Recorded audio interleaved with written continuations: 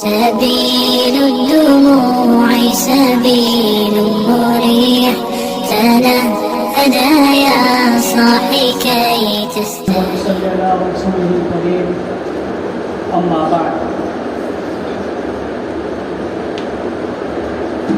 محترم دوستوں اور بزرگوں، سب سے پہلے اللہ تبارک و تعالیٰ کا شکر ادا کروں کہ اللہ تبارک و تعالیٰ نے ہمیں اشہر حرم جیسے مہینے عطا فرمائے، اور اس میں بھی 10 محرم جیسا دین عطا فرمائے. اب یہ اشہر حرم کیا ہے؟ یہ اصل میں اشہر حرم 4 مہینے ہیں: ذی القعدہ، ذی الحجہ، محرم اور رجب. ان کو اشہر حرم کیوں کہا جاتا ہے؟ تو انہیں اشہر حرم اس لیے کہا جاتا ہے کہ پہلے کے لوگ، ان کا یہ خیال تھا کہ یہ 4 مہینے جو ہے اس کے اندر کوئی گناہ کرنا یا کسی کے اوپر ظلم کرنا یا کسی کو اپنی ذات سے تکلیف پہنچانا، اس کو معیوب سمجھتے تھے اور بہت بڑا گناہ سمجھتے تھے، اور وہ لوگ اس مہینوں کے اندر صرف نیکیوں کا کام کرتے تھے، اس لیے ان کو اشہر حرم کہا گیا. اب ان اشہر حرم میں سے محرم الحرام کے اندر ایک دن ہے جو ہم سب جانتے ہیں، بہت مشہور دن ہے، جس کو عاشورہ کا دن کہا جاتا ہے. عاشورہ کی ویسے بہت سی فضیلتیں ہیں، عاشورہ کے دن کی بہت سی فضیلتیں ہیں،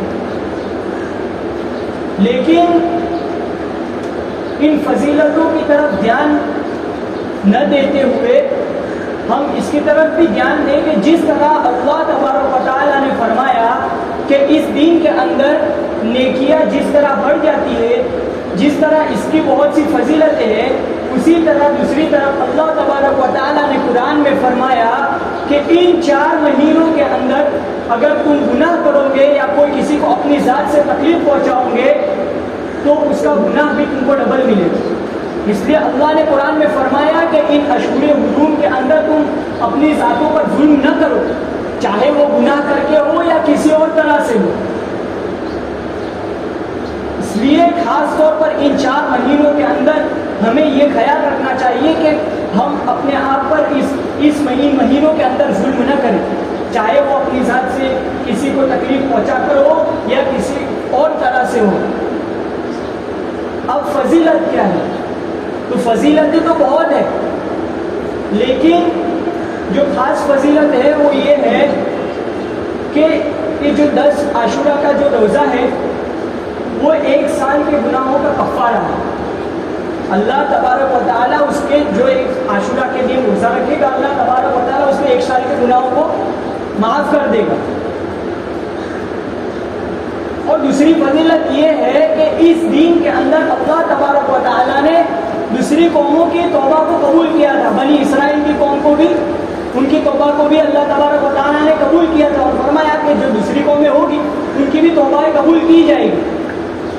تو ہمیں چاہیے کہ ہم اس دین کے اندر اللہ تبارک و تعالیٰ سے ہم اپنی پچھلی گناہوں کی معافی مانگیں اور آئندہ گناہ نہ کرنے کی ہم اللہ تبارک و تعالیٰ سے اپیل کریں کہ ہم آئندہ ان دنوں کے اندر یا پوری زندگی کے اندر کسی کو اپنی ذات سے نہ تکلیف پہنچائیں گے، نہ ہم اپنے آپ پر ظلم کریں گے، اور گناہوں سے ہم اپنی حفاظت کریں گے اور ہم گناہوں سے بچیں گے.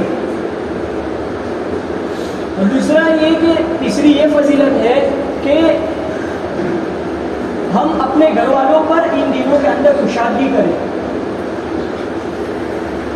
آج ہم نے اہل و عیال پر تو خیر دوسروں پر بھی ہم نے کشادگی بند کر دی.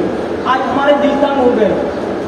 بہت سے ہمارے مسلمان غریب بھائی ہمارے بازو میں رہتے ہیں، لیکن ہمیں اتنی توفیق نہیں ہوتی کہ ہم کچھ ان کے گھر پر پہنچائیں. آج ہمارے دل بہت تنگ ہو چکے ہیں، اس لیے ان دنوں کے اندر خاص طور پر اس کی فضیلت یہ ہے کہ جو بندہ اپنے گھر والوں پر ان دنوں کے اندر کشادگی کرے گا تو اللہ تبارک و تعالیٰ پورے سال اس کے رزق کی کشادگی کر دے گا، اس کی تنگی کو دور فرما دے گا. اس لیے اس کو خاص دھیان میں رکھیے. اب ایک مسئلہ ہے کہ صرف 10 عاشورہ کے دن روزہ رکھنا ہے یا اس کے ساتھ 9 اور 11 کا بھی ملانا ہے.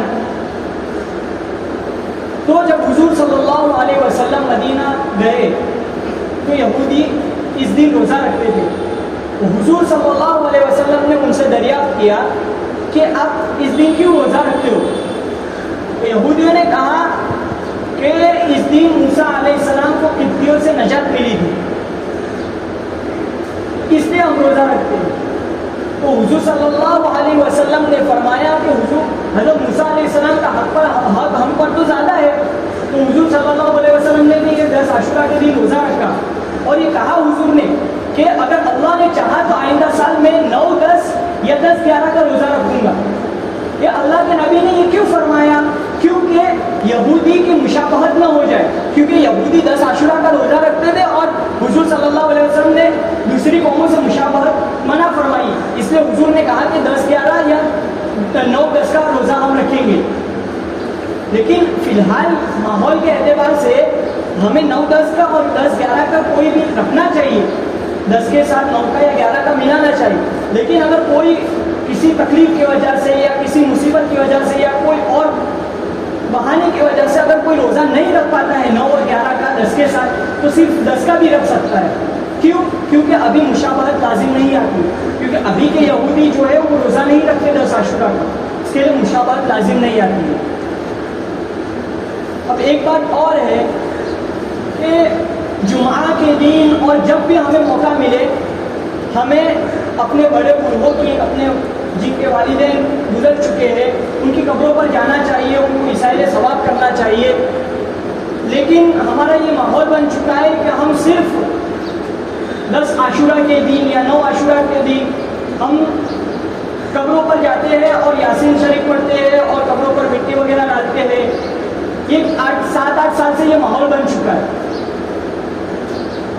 جس کی کوئی اصل ہے ہی نہیں، جس کی نہ کوئی حدیث میں کوئی ایسی بات آئی ہے کہ یہ 10 عاشورہ کے دن قبر پر جانا، قبرستان میں جانا اس کی کوئی فضیلت ہو، ایسا کچھ نہیں.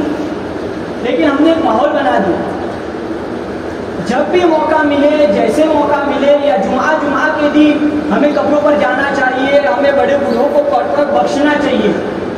ہاں یہ بات ہے کہ اگر کوئی سنیچر کوئی آدمی ہے جس کا وقت ہے کہ ہر سنیچر کو وہ اپنے بڑے بوڑھوں کی قبر پر جاتا ہے اور عاشورہ کا دن بھی سنیچر کو ہی آ رہا ہے، وہ سنیچر کو جا رہا ہے تو اس کا کوئی معیوب نہ سمجھے، وہ کوئی غلط نہ سمجھے، وہ جا سکتا ہے، جانا منع نہیں ہے. لیکن اس کو ایک فرض پر بنا دینا کہ اسی وقت جانا اور دوسرے وقتوں میں نہ جانا، یہ بری بات ہے. لہذا اس پر عمل کریں گے اور خاص طور پر اس کا خیال رکھیں گے اور عاشورہ کے دن اور خاص طور پر 4 مہینوں کے اندر جو میں نے گنا ہے، ذی القعدہ، ذی الحجہ، محرم اور رجب، اس کے اندر گناہوں سے بچیں گے. اس کی بہت سی فضیلتیں آئی ہیں، لیکن ابھی بھول نہ دیتے ہوئے بات کو میں صرف اتنا کہنا چاہوں گا کہ کسی کو اپنی ذات سے تکلیف نہ پہنچائے ان مہینوں کے اندر، اور ہم خود بھی گناہوں سے بچیں اور ہو سکے تو خود عبادات کے اندر ان مہینوں کو گزارے. وآخر الدعوانا الحمد للہ رب العالمین.